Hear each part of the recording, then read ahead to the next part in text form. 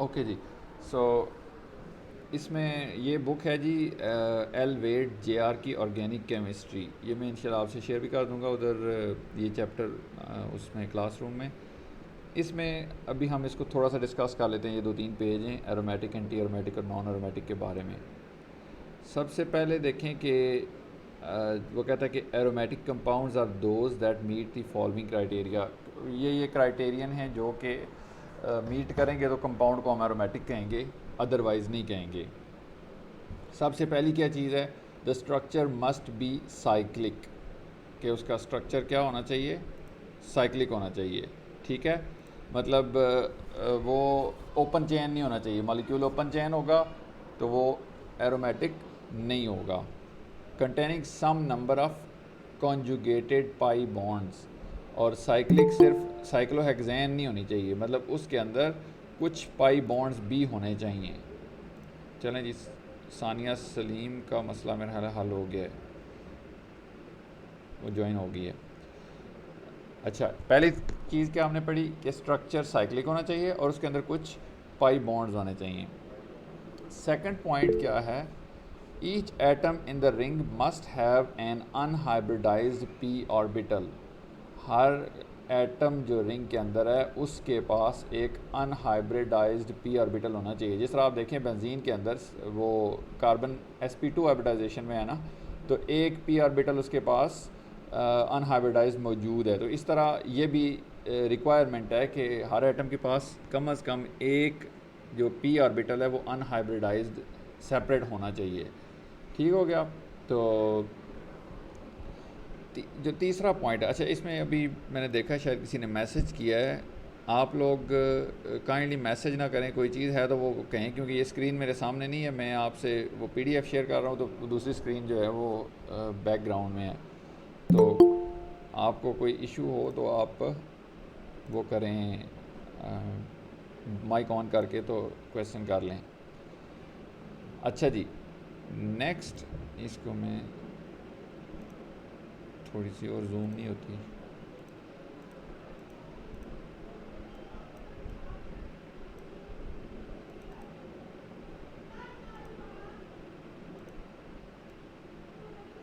ये देखें, थोड़ा सा और बड़ा कर लिया इसको। अच्छा जी, नेक्स्ट क्या है, तीसरा पॉइंट। अब पहले 2 पॉइंट क्या पढ़ लिए हमने, ये जहन में रखने हैं आपने कि स्ट्रक्चर साइक्लिक होना चाहिए, उसमें कुछ ना कुछ पाई बॉन्ड्स होने चाहिए। दूसरा पॉइंट क्या पढ़ा कि हर एटम जो रिंग के अंदर है उसके पास एक ना एक अनहाइब्रिड पी ऑर्बिटल होना चाहिए। तीसरा पॉइंट क्या है, the unhybridized p orbital must overlap to form a continuous ring of parallel orbitals. तीसरे ऑप्शन में वो ये कह रहा है कि ये जो अनहाइब्रिड ऑर्बिटल्स हैं पी, ये ऐसे ही नहीं होने चाहिए, ये इस तरतीब में होने चाहिए कि वो जो बाकी रिंग के एटम्स हैं उनके साथ ये सारा एक पैरेलल जो वो रिंग बना लें पाई ऑर्बिटल्स का। तो तकरीबन वो स्ट्रक्चर मतलब प्लानर हो तो ज़्यादा बेटर है। अभी मैं आपको इसकी एग्ज़ाम्पल बताता हूँ। मैं ये बार बार ना लोग अनऑफिशियल ईमेल से ज्वाइन कर रहे हैं और वो परमिट करना पड़ता है। चलें जी, एक सेकंड इसकी ना मैं आपको एग्ज़ाम्पल को दिखाता हूँ। यहाँ पे ये होगा, ये देखें, ये जिस तरह बेंजीन के ये पी ऑर्बिटल्स हैं, ये आपको नज़र आ रहे हैं भी स्क्रीन पे। इसमें आप देखें कि ये सारे आपस में इस तरह से एक वो ओवरलैप करके एक रिंग सा इनका बनना चाहिए। अगर बीच में कोई इनके एक एटम sp2 नहीं रहता, उसके पास p ऑर्बिटल नहीं है, तो वो ये रिंग टूट जाएगा, तो फिर वो एरोमेटिसिटी वाली डेफिनेशन आपकी ख़राब हो जाएगी। ठीक है, तो तीसरा जो पॉइंट था वो ये था कि जो अनहाइब्रिडाइज्ड p ऑर्बिटल्स हैं वो आपस में ओवरलैप करके एक कंटिन्यूस रिंग उन्हें बनाना चाहिए, तो वो नॉन कंटिन्यूस नहीं होना चाहिए। अच्छा, in most cases the structure must be planar और nearly planar for effective overlap to occur. ये अब हमने उस दिन डिस्कस भी किया था, जो वो साइक्लो ऑक्टा टेट्राइन का केस था। उसमें देखें कि स्ट्रक्चर प्लानर नहीं रहता, वो तकरीबन टब शेप्ड बन जाता है, और उसकी वजह से वो जो रिंग्स का ओवरलैप है वो नहीं हो सकता। जब वो नहीं हो सकता तो स्ट्रक्चर एरोमेटिक नहीं रहता। ये मतलब इस चीज़ पे वो पूरा नहीं उतरती। फिर आगे delocalization of the pi electrons over the ring must lower the electronic energy. ये भी एक बड़ी इंपॉर्टेंट चीज़ है। वो कहता है कि जो मॉलिक्यूल है मतलब वो ज़्यादा स्टेबल होना चाहिए इस डीलोकलाइजेशन ऑफ पाई इलेक्ट्रॉन्स की वजह से। मींस के अगर वो ये वाला ओवरलैप ना होता तो जो मॉलिक्यूल की एनर्जी होती, पोटेंशियल एनर्जी होती, वो या इलेक्ट्रॉनिक एनर्जी होती, इस ओवरलैप के होने से वो एनर्जी कम हो जानी चाहिए। फॉर एग्जांपल ये लेफ़्ट साइड पे आप देखें, अगर आपको ये एक बेंजीन रिंग नज़र आ रहा है और एक बिल्कुल ये साइक्लो हेक्साट्राईन नज़र आ रही है जिसमें एक बॉन्ड कम है बेंजीन से, तो ये देखें कि ये ओपन चेन मॉलिक्यूल है, तो ये लेस स्टेबल है। लेकिन अगर इसका ये कंटिन्यूस पाई ऑर्बिटल ओवरलैप हो जाता है, बेंजीन बन जाती है, तो ये मोर स्टेबल है, इसकी एनर्जी लोअर है। ठीक हो गया। तो ये बेसिक क्राइटेरिया है जो कि एरोमेटिक कंपाउंड का होना चाहिए। आगे हम फिर ये चीज़ें डिस्कस करते हैं, ये सारा पार्ट है, तो बीच में और बहुत सी चीज़ें आ जाएंगी। अब इसी तरह एंटी एरोमेटिक कंपाउंड क्या है? वो कहता है कि जो जिसके पहले 3 क्राइटेरियन मौजूद हों, यानी कि स्ट्रक्चर साइक्लिक हो, उसमें पाई बॉन्ड्स हों, कॉन्जुगेटेड हों, फिर हर रिंग में एक sp2 हाइब्रिडाइज्ड ऑर्बिटल हो, या हर रिंग में p ऑर्बिटल एक एक्स्ट्रा हो, अनहाइब्रिडाइज्ड हो, और तीसरा जो है ना वो अनहाइब्रिडाइज्ड जो है ना वो एक रिंग बना लें पैरेलल ऑर्बिटल्स का। लेकिन इसमें क्या मिसिंग हो? चौथा पॉइंट क्या है कि ये जो डीलोकलाइजेशन है इससे उसकी एनर्जी कम ना हो बल्कि ज़्यादा हो जाए, तो ये ऐसा कंपाउंड एंटी एरोमेटिक हो जाएगा, वो एरोमेटिक नहीं रहेगा। तो सिर्फ 3 क्राइटेरिया मीट करे, चौथा क्राइटेरिया ना मीट करे, तो उसका जो इफ़ेक्ट होगा वो एरोमेटिक से एंटी एरोमेटिक कंपाउंड बन जाएगा। एरोमेटिक स्ट्रक्चर जो होते हैं they are more stable than their open chain counterparts. वो डेफिनेटली अपने ओपन चेन काउंटर पार्ट से ज़्यादा स्टेबल होते हैं, जिस तरह आपने इस एग्जांपल में देखा। जो बेंजीन रिंग है और साइक्लो हेक्साट्राईन है, इनमें से बेंजीन ज़्यादा स्टेबल है।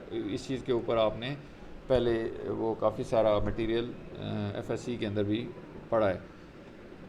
फिर aromatic structures are more stable than their open chain counterpart. For example benzene is more stable than 1,3,5 hexatriene. Cyclobutadiene meets the first 3 criteria for a continuous ring of overlapping p orbitals, but delocalization of pi electron increases its electronic energy.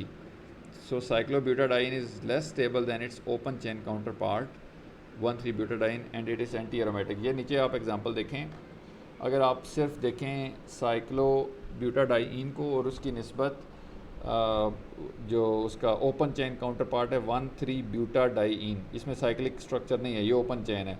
तो यहाँ पे मसला ये है कि open chain structure ज़्यादा stable है, open chain structure की एनर्जी कम है, और जो ये साइक्लोब्यूटाडाइन है इसकी एनर्जी ज़्यादा है, ये मतलब लेस स्टेबल है। तो लेकिन इसके अंदर जो ये बाकी क्राइटेरियन है कि इसका जो पाई इलेक्ट्रॉन क्लाउड है वो कंटिन्यूस है, sp2 एटम्स हैं उनके पास वो अनहाइब्रिड p ऑर्बिटल्स भी मौजूद हैं, लेकिन सिर्फ ये 4th क्राइटेरियन पे पूरी नहीं हो रही कि इसकी इस डीलोकलाइजेशन की वजह से एनर्जी कम नहीं हो रही बल्कि ज़्यादा हो रही है। तो ये वाला कंपाउंड एंटी एरोमेटिक है बाय डेफिनेशन। ठीक हो गया। फिर आ जाता है नॉन एरोमेटिक क्या है? A cyclic compound that does not have a continuous overlapping ring of p orbitals cannot be aromatic or anti-aromatic.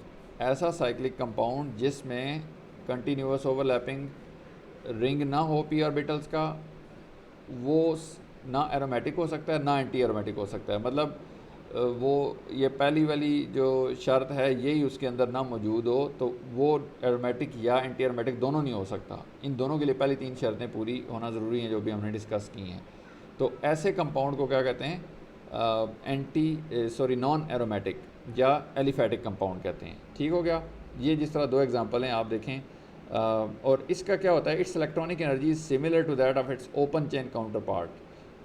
ये ख़ास बात है कि अब ये 2 स्ट्रक्चर आप देखें, एक जो है वो है 1,3 साइक्लो हेक्साडाईन, ये राइट साइड पे जो आपको नज़र आ रहा है ये साइक्लिक नहीं है, ये 1,3 साइक्लो हेक्साडाईन है।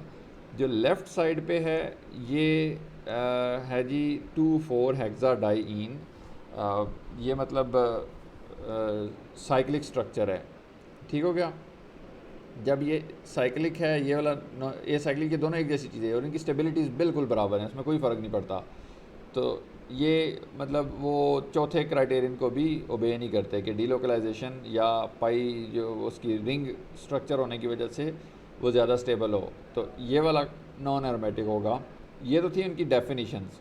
बाय डेफिनीशन ये कौन से कंपाउंड एरोमेटिक हैं, कौन से नॉन एरोमेटिक। अब आता है हकल रूल।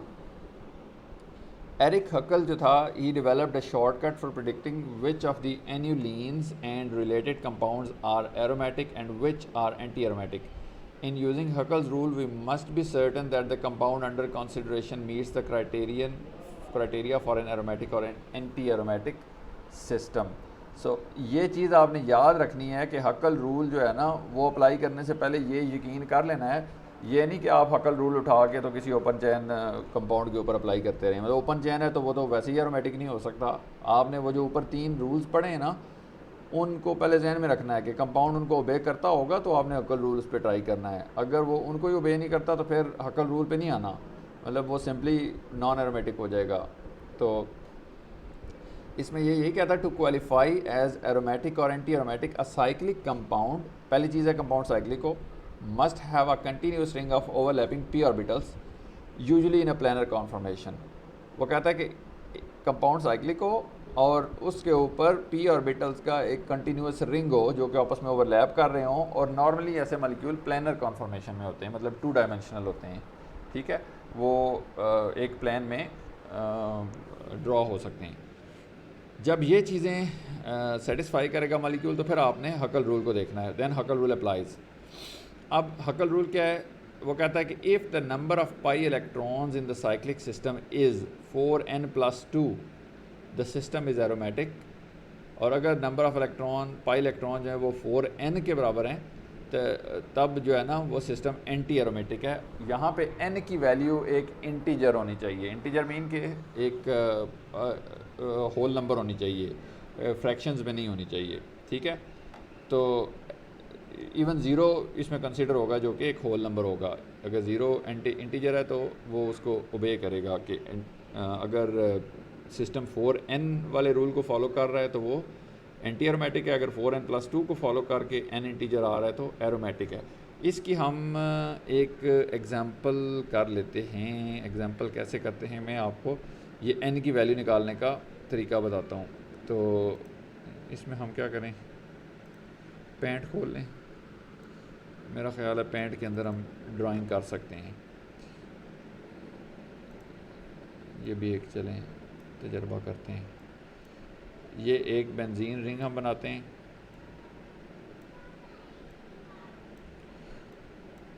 और इसमें देखें अब कि ये 3 पाई इलेक्ट्रॉन्स हैं, 3 जो है ना इसके पाई बॉन्ड्स हैं। और अब हम इसके ऊपर रूल अप्लाई करते हैं 4n+2 वाला। 4n+2 is equal to, pi electrons कितने हैं इसमें, 3 पाई बॉन्ड्स हैं ना, तो हर बॉन्ड के अंदर 2 इलेक्ट्रॉन्स हैं पाई इलेक्ट्रॉन, तो टोटल 6 इलेक्ट्रॉन हो गए पाई इलेक्ट्रॉन। ठीक है, आपने इस तरह से उसको सॉल्व करके देखना है कि n की वैल्यू इंटीजर आती है या नहीं आती। अब इधर से 2 को हम उधर ले जाएंगे, 4n इज़ इक्वल टू 2 उधर जाके क्या हो जाएगा, 6 में से माइनस हो जाएगा तो 4 बच जाएगा। मैं थोड़ा सा शॉर्ट करके कर रहा हूँ क्योंकि ये बहुत ज़्यादा स्टेप कर, ये माउस से लिखना ही पहले मुश्किल बात है। तो 4n की इक्वल टू 4 आ गया। तो अब n की वैल्यू यहाँ पे क्या आ जाएगी, n इज़ इक्वल टू, ये 4 उधर जाके 4 से डिवाइड हो जाएगा तो n 1 आ जाएगा। ठीक हो गया। अब ये n इंटीजर आ गया, इट मीन्स कि ये 4n+2 रूल को ओबे कर रहा है। हम दूसरा भी ट्राई कर लेते हैं। आप देखें कि आप कहें ये 4n को भी तो कर सकता है। इधर हम क्या करते हैं, रंग बदल लेते हैं। 4n सिस्टम अगर ये हो, इस ये वाला एंटी एरोमेटिक वाला रूल अप्लाई करें, अगर 4n के इक्वल इसके पाई इलेक्ट्रॉन्स को रखें 6 को, तो n की वैल्यू क्या आएगी, 6/4। तो ये कोई इंटीजर तो नहीं आएगा ना, ये 1 पॉइंट समथिंग आ जाएगी। तो इससे क्या होगा कि ये पता चला कि ये वाला सिस्टम ये इस रूल को फॉलो नहीं कर रहा। 4n+2 को फॉलो कर रहा है, लिहाजा ये एरोमेटिक सिस्टम है। ठीक हो गया। अब इसी तरह आप मुख्तलिफ़ पाई इलेक्ट्रॉन सिस्टम्स पे इसको अप्लाई कर सकते हैं। अगर आप इधर देखें, मतलब किसी सिस्टम में 2, 6 या 10 पाई इलेक्ट्रॉन्स, और वो पहली चीज़ है कि वो ऊपर वाला क्राइटेरिया ओबे करता है, मतलब उसके अंदर वो साइक्लिक कंपाउंड है, उसके अंदर वो पाई जो पी ऑर्बिटल्स हैं उनका एक ओवरलैप हो रहा है, फिर आप उसके पाई इलेक्ट्रॉन्स को जो है ना इस 4n या 4n+2 सिस्टम के अंदर फिट करके देखें। अगर n की वैल्यू इंटीजर आती है, इट मीन्स कि ये इस सिस्टम को फॉलो कर रहा है, कंपाउंड एरोमेटिक है या एंटी एरोमेटिक है। ठीक हो गया। अब यहाँ पे वो एक अच्छे चलें आगे ये देख लेते हैं। बेंजीन इज़ 6 एन्यूलिन और साइक्लिक, बेंजीन साइक्लिक है, 6 पाई इलेक्ट्रॉन्स हैं इसके अंदर। ये एक रिंग वाला स्ट्रक्चर है with a continuous ring of overlapping p orbitals. There are 6 pi electrons in benzene, 3 double bonds का मतलब है कि 6 pi electron. So it is a 4n+2 system जहाँ पे n की वैल्यू क्या है, 1 है। So Huckel rule predicts benzene to be aromatic, ये जैसा कि अभी हमने यहाँ पे ये देखा है। ठीक हो गया। ये मैं साथ रिकॉर्ड कर रहा हूँ, इंशाल्लाह ये आपसे शेयर हो जाएगा। मतलब अगर कोई चीज़ मिस हो जाए, कहीं वॉइस का इशू हो तो वो आप परेशान हो, इंशाल्लाह ये रिकॉर्डिंग आपको मिल जाएगी। अच्छा जी, नेक्स्ट आता है लाइक बेंजीन साइक्लोब्यूटाडाइईन जो है 4 एन्यूलिन है ये, इसके अंदर 4 पाई इलेक्ट्रॉन्स हैं। It has a continuous ring of overlapping structure. तो उसमें इसमें देखें कि इसके अंदर 4 पाई इलेक्ट्रॉन्स हैं। तो इसमें हकल रूल जो प्रेडिक्ट करता है वो एंटी एरोमेटिक इसको प्रेडिक्ट करता है। मतलब एरोमेटिक वाले सिस्टम में अगर आप 4 को फिट करें, यहाँ पे देखें 6 की जगह पे अगर आप 4 रखें तो आपके पास वैल्यू क्या आएगी, 4 - 2 2 और 2/4 1/2 आ जाएगा। तो ये एरोमेटिक को नहीं फॉलो करेगा, जो ये साइक्लोब्यूटाडाइईन है ये वाली। यहाँ पे अगर आप इस पे एरोमेटिक वाला 4n+2 रूल फॉलो करेंगे, यहाँ पे तो फिर क्या होगा, n = 1/2 आ जाएगा। ये इंटीजर नहीं है। लेकिन अगर 4n वाला रूल फॉलो करेंगे तो फिर क्या है, n की वैल्यू क्या आएगी, 1 आएगी। ठीक हो गया। तो इस सूरत में ये देखें साइक्लोब्यूटाडाइन क्या है, ये एंटी एरोमेटिक है अकॉर्डिंग टू हकल्स रूल। अब नेक्स्ट हम आते हैं साइक्लोऑक्टाटेट्राईन की तरफ, जो कि वो हमने पहले डिस्कस भी कर लिया था। तो उसको अभी हम मज़ीद एक दफ़ा देख लेते हैं। इसके अंदर 8 पाई इलेक्ट्रॉन्स हैं, यानी कि 4 डबल बॉन्ड्स हैं। ये जो नीचे आपको नज़र आ रहा है साइक्लोऑक्टाटेट्राईन, इसमें क्या है, it is a 4n system जहाँ पे n की वैल्यू 2 आती है। अगर देखें इस पे हकल रूल अप्लाई करें तो ये एंटी एरोमेटिक बनता है। लेकिन however cyclooctatetraene is a stable hydrocarbon with a boiling point of 153 degree centigrade. ये वो कहता है कि स्टेबल हाइड्रोकार्बन है, ये अनस्टेबल नहीं है। Does not show the high reactivity associated with anti aromaticity. जो एंटी एरोमेटिक कंपाउंड होते हैं वो यूजुअली क्या कहते हैं, हाई एनर्जी होते हैं और रिएक्टिव होते हैं, ज़्यादा रिएक्टिव होते हैं। तो वो कहता है कि ये ज़्यादा रिएक्टिव नहीं है। Yet it is not aromatic either, लेकिन ये एरोमेटिक भी तो नहीं है। अगर इसको देखें तो इसके अंदर वो पाई इलेक्ट्रॉन सिस्टम उस तरह ओवरलैपिंग नहीं है और 4n+2 रूल को भी ओबे नहीं करता। तो इसके जो रिएक्शंस हैं वो अल्कीन्स की तरह के हैं। इन सारी चीज़ों को देख के अगर आप देखें cyclooctatetraene would be anti aromatic if Huckel's rule applied, so the conjugation of its double bonds is energetically unfavourable. वो कहता है कि अगर हकल रूल अप्लाई किया जाए तो ये एंटी एरोमेटिक निकलती है। लेकिन remember that Huckel's rule applies to a compound only if there is a continuous ring of overlapping p orbitals, usually in a planar system। तो कहता है कि हकल रूल तो अप्लाई ही तब करना है कि जब वो p ऑर्बिटल सारे आपस में वो कंटिन्यूसली ओवरलैप करें और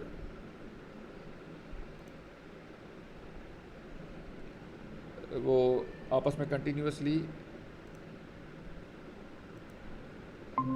मीटिंग में हर डिस्कनेक्ट हो गई थी। अच्छा रिकनेक्ट हो गई है। हकल रूल वो कहता है कि अप्लाई ही तब करता है जब सारे पी ऑर्बिटल आपस में कंटिन्यूसली ओवरलैप करें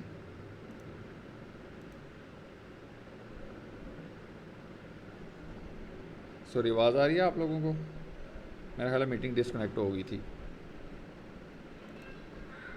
चलें, जो हकल रूल है वो कहता है वो तब अप्लाई होता है जब वो सारे जो पी ऑर्बिटल्स हैं वो आपस में ओवरलैप करें इन प्लानर सिस्टम की तरह। यहाँ पे आप देखें ये साइक्लो ऑक्टा टेट्राइन जो है इसकी शेप जो है वो टब की तरह है, ये टब शेप्ड है। ये मैंने आपको वो 3 डायमेंशन में दिखाई हुई थी पहले। जी जी, सर स्क्रीन नजर नहीं आ रहा। एक सेकेंड, मीटिंग डिस्कनेक्ट हो गई थी तो मेरा ख्याल है तब वो स्क्रीन भी डिस्कनेक्ट होगी। बात चलें, रिकॉर्डिंग जो है ना वो इसके अंदर हो रही थी। अब देखें, अभी आपको ये वो नज़र आ रहा होगा, ये लास्ट टाइम हमने 3 डायमेंशन में भी देखी थी। तो इसका जो स्ट्रक्चर है जो साइक्लो ऑक्टा टेट्राइन का है, ये टब शेप्ड है। इसमें आप देखें कि वो प्लानर तरीके से जो पाई ऑर्बिटल्स हैं वो आपस में ओवरलैप नहीं कर सकते। कि वो देखें कईयों की शक्ल उधर है, कई नीचे वाली प्लेन में हैं, कई ऊपर है, तो वो सारे आपस में ओवरलैप नहीं कर पा रहे। लिहाजा ये जो इसकी शेप है इस वजह से ये वो उस क्राइटेरिया पे ही पूरा नहीं उतरता कि इस पे हकल रूल अप्लाई किया जाए।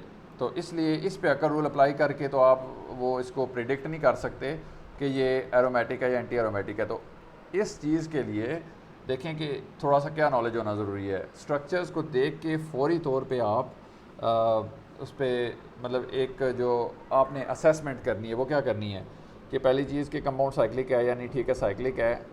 नेक्स्ट स्टेप पे जाएं कि क्या उसके अंदर पी ऑर्बिटल्स हैं जो ऐसे अनहाइब्रिड पी ऑर्बिटल्स जो आपस में ओवरलैप कर सकें, मौजूद हैं, ठीक है। अब मौजूद है तो तीसरा स्टेप देखना कि क्या वो आपस में कंटिन्यूस ओवरलैप कर रहे हैं या नहीं कर रहे। ये चीज़ें सारी अगर मीट कर रही हैं आपके ख्याल में तो फिर तो आप उस पर हकल रूल को अप्लाई करके देख लें कि कंपाउंड एरोमेटिक है या एंटी एरोमेटिक है। और अगर ये चीज़ें ही नहीं मीट कर रही, साइक्लिक ही नहीं है इस तरह, फिर तो सीधा सीधा नॉन एरोमेटिक चला गया। लेकिन जब इस तरह का स्ट्रक्चर है, जो ये एक्सेप्शन है साइक्लो ऑक्टा टेट्राइन है, मतलब इसमें देखें कि इसमें आपके पास फिर थोड़ा सा ज्योमेट्री का नॉलेज होना भी ज़रूरी है। मतलब आप ज्योमेट्री से क्या मुराद है कि इसकी आप शेप देखें, ये आपको पहले चेक करनी पड़ेगी कि क्या ये वो वाला क्राइटेरिया वाकई मीट करता है या नहीं। ये जो आपने ये स्ट्रक्चर बनाया हुआ है ना इसका 2D में, ये साइक्लो ऑक्टा टेट्राइन, ये ऐसा तो होता नहीं है, ये तो टब शेप्ड होता है, लेकिन हम इसको जनरली ऐसा ड्रा करते हैं। तो ऐसी सिचुएशंस में आपको फिर थोड़ा सा ये ज्योमेट्री का नॉलेज और इन चीज़ों को देखना पड़ेगा जब इस तरह की सिचुएशन। और ये एक्सपेरिमेंट से आता है, ये थ्योरी से नहीं आता, ये कागज़ पे देख के आप नहीं कह सकते। देखें ना ऊपर उसने बातें की हैं कि साइक्लो ऑक्टा टेट्राइन वो क्या है, जब उसको हकल रूल से प्रिडिक्ट करें तो एंटी एरोमेटिक आता है, लेकिन जब हमने एक्सपेरिमेंट करके देखा तो वो एक तो स्टेबल है, उसका 153 बॉइलिंग पॉइंट है, मतलब इतना स्टेबल है कि 153 डिग्री सेंटीग्रेड तक हीट करें फिर वो जाके तो गैस में कन्वर्ट होता है वो उसके मालिक्यूल। उसके बाद वो उसकी रिएक्टिविटी भी आई नहीं है जिस तरह एंटी एरोमेटिक कंपाउंड्स की होनी चाहिए। और उसके अलावा जो उसके रिएक्शन हैं वो अल्कीन्स की तरह हैं। तो इट मीन्स कि ये इसमें कोई गड़बड़ है, ये वाला कंपाउंड वो उस तरह से नहीं है जिस तरह से एरोमेटिक कंपाउंड या एंटी एरोमेटिक नॉर्मली होने चाहिए। तो ऐसे सिस्टम जो है ना वो एक्सेप्शंस होंगे, उनका नॉलेज आपको एक्सपेरिमेंट से आएगा, तो आपने उसके लिए इतना परेशान नहीं होना। जो ये चीज़ें हैं कि अभी एरोमेटिक और नॉन एरोमेटिक उसके मेन रूल्स हमने पढ़ लिए, और ये मैंने आपको वर्किंग करके भी दिखा दिए कि आपने एन की वैल्यू कैसे फाइंड करनी है, और उसमें देख लेना है कि वो एन इंटीजर कहाँ पे आ रहा है। वो इसमें 4n+2 रूल में आ रहा है या 4n रूल के अंदर आ रहा है। ठीक हो गया।